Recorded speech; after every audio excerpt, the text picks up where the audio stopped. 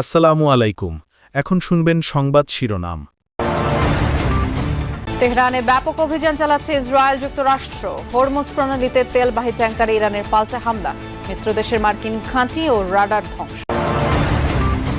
আরব দেশগুলোর মার্কিন ঘাঁটি থেকে হামলা না হলে পাল্টা অভিযান নয়, ঘোষণা ইরানের। সীমিত পরিসরে চালু হলো দুবাই বিমানবন্দর। ফিলিং স্টেশনগুলোয় আজও দীর্ঘ লাইন, বাড়তি সংগ্রহের আশায় অনেকেই ছুটছেন পাম্পে পাম্পে। মজুতদারি বরদাস্ত নয়, হুঁশিয়ারি মন্ত্রী। খেয়ালি নয়, স্পিকারকে অভিভাবক মেনে এগিয়ে যাবেন বিএনপি এমপিরা। পার্লামেন্টের খারাপ সংস্কৃতি থেকে বেরিয়ে আসার প্রত্যয়।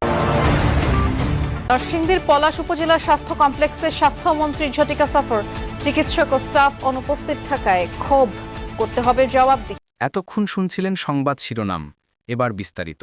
ইরান জুড়ে দফায় দফায় হামলা চালিয়ে যাচ্ছে যুক্তরাষ্ট্র ইসরায়েল যৌথ বাহিনী। তেহরান বিপর্যস্ত, ভয়াবহ হামলার শিকার ঐতিহাসিক মেহরাবাদ আন্তর্জাতিক বিমানবন্দর। ব্যাপক ক্ষতিগ্রস্ত ইস্পাহান, কোম, নাতানজের মতো গুরুত্বপূর্ণ শহরগুলো। কেবল সামরিক স্থাপনা নয়, টার্গেট করা হচ্ছে দেশটির আবাসিক এলাকা, স্কুল, হাসপাতাল। রাতভর দফায় দফায় হামলা, বিস্ফোরণের বিকট শব্দে কেঁপে উঠছে তেহরান। রাজধানীর পাশাপাশি ইসরায়েল যুক্তরাষ্ট্র যৌথ বাহিনীর তাণ্ডবে বিপর্যস্ত ইরানের ইস্পাহান, কোম, নাতানজের মতো গুরুত্বপূর্ণ শহরগুলো। কেবল সামরিক ঘাঁটি, কৌশলগত গুরুত্বপূর্ণ স্থাপনাই নয়, আবাসিক এলাকা, স্কুল ও হাসপাতাল লক্ষ্য করেও হামলা চালিয়েছে যৌথ বাহিনী। শনিবার যুক্তরাষ্ট্র ইসরায়েলের ব্যাপক বোমাবর্ষণে ক্ষতিগ্রস্ত হয়েছে তেহরানের মেহরাবাদ আন্তর্জাতিক বিমানবন্দর। তেল আবিবের দাবি, বিমান হামলায় নিহত হয়েছে ইরানের সর্বোচ্চ নেতার কার্যালয়ের deputy chief of staff Ali Asghar Hejazi. Qom শহরে বোমা হামলায় নিহত হয়েছে অন্তত 2 জন। বিস্ফোরণে ভয়াবহ ক্ষতিগ্রস্ত হয়েছে নাতানজ। বিধ্বংসী অভিযানের ছবি ও ভিডিও প্রকাশ করেছে মধ্যপ্রাচ্যের যুক্তরাষ্ট্রের সেনা কমান্ড সেন্টকম। ইরানের মিসাইল লঞ্চার ও ক্ষেপণাস্ত্র উৎপাদন কেন্দ্র লক্ষ্য করে হয়েছে এ যাবৎকালের সবচেয়ে ব্যাপক বোমাবর্ষণ।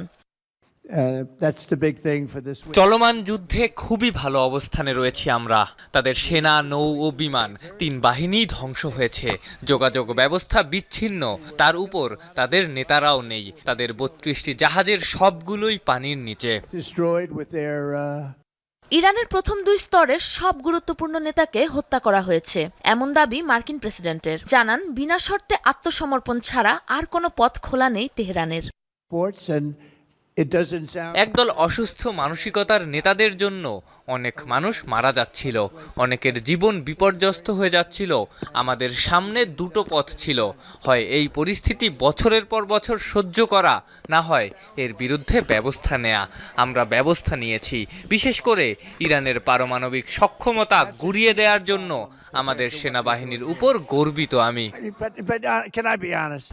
মার্কিন সেন্টকম জানিয়েছে, 1 সপ্তাহে ইরানের 3,500-এরও বেশি লক্ষ্যবস্তুতে হামলা চালানো হয়েছে। পারস্য উপসাগরের কাছে মাল্টার পতাকাবাহী একটি তেলবাহী ট্যাঙ্কারে হামলা চালিয়েছে ইরানের বিপ্লবী গার্ড বাহিনী IRGC। দেশটির গণমাধ্যম তাসনিম নিউজের প্রতিবেদনে জানানো হয়েছে এই তথ্য। জানা যায়, পারস্য উপসাগরে অবস্থান করছিল প্রিমা নামের মাল্টার পতাকাবাহী ট্যাঙ্কারটি। হরমুজ প্রণালী দিয়ে জাহাজ চলাচলের উপর নিষেধাজ্ঞা দেওয়া সত্ত্বেও তা অমান্য করায় ট্যাঙ্কারটির উপরে IRGCর নৌবাহিনী হামলা চালায়। এখনো কোনো রকম হতাহতের খবর পাওয়া যায়নি, তবে ইরানের মেরিন ট্রাফিক ওয়েবসাইটে প্রকাশিত তথ্যের ভিত্তিতে জানা যায়, জ্বালানি তেল ও রাসায়নিক পরিবহন করছিল ওই ট্যাঙ্কার। ইরানের অব্যাহত হামলায় বাংকারে আশ্রয় নিচ্ছে লাখ লাখ ইসরায়েলি। শনিবার রাত থেকে ইসরায়েলি ভূখণ্ড লক্ষ্য করে ক্ষেপণাস্ত্র হামলার পরিধি বৃদ্ধি করেছে ইরান।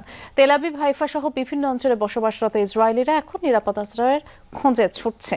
এদিকে আরব দেশগুলোয় অবস্থিত মার্কিন ঘাঁটি লক্ষ্য করে নতুন ধরনের মিসাইল ছুড়েছে ইরান।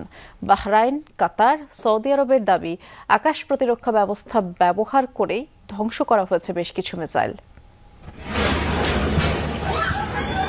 ইরানি মিসাইল আঘাত হানতেই ভয় আতঙ্কে ছুটোছুটি ইসরায়েলিদের। যে যেভাবে পারছে ছুটছে নিরাপদ আশ্রয়ের খোঁজে।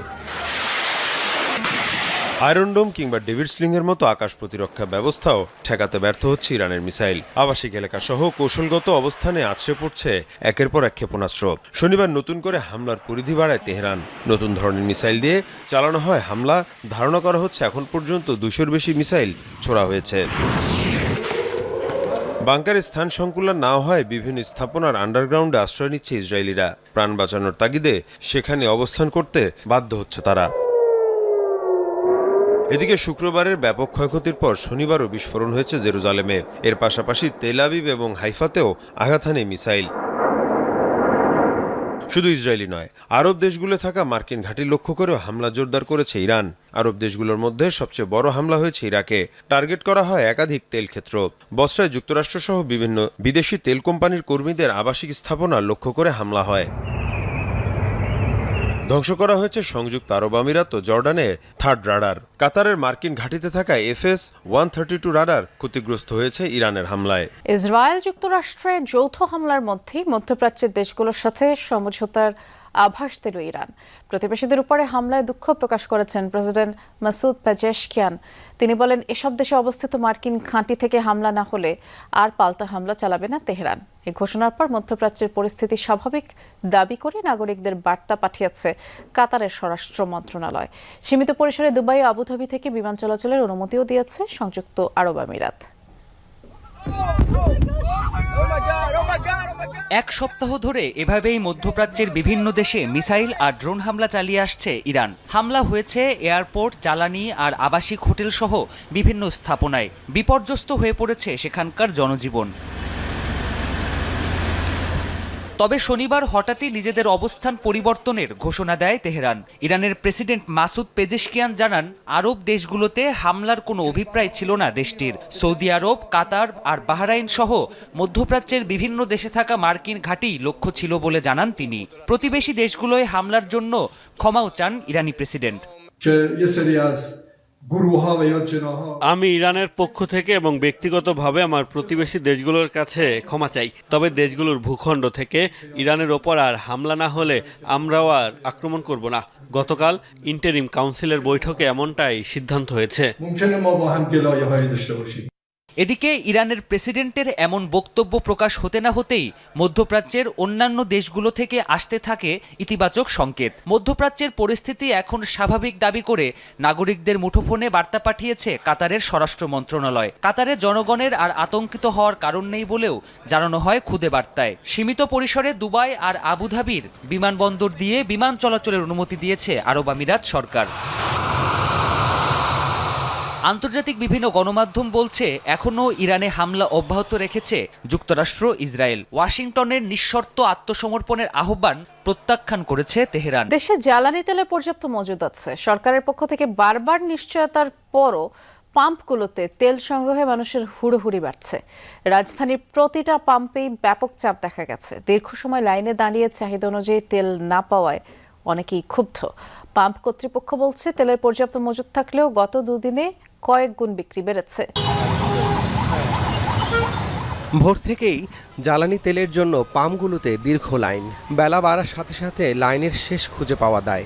আসাদগেট ফিলিং স্টেশনে তেলের জন্য গাড়ির সারি জিয়া উদ্যান ছাড়িয়ে যায়। চালকরা বলছেন, তেল না পেলে গাড়ির চাকা বন্ধ হয়ে যাবে। তাই কেউ কেউ সেহরির পর থেকেই পাম্পে তেলের অপেক্ষায়। দাম বেড়ে যাবে এই আতঙ্কে কেউ কেউ আগেভাগেই তেল সংগ্রহ করছেন। মধ্যপ্রাচ্য যুদ্ধ বন্ধ না হলে বড় ধরনের বিপর্যয়ের শঙ্কায় গাড়ি চালকরা।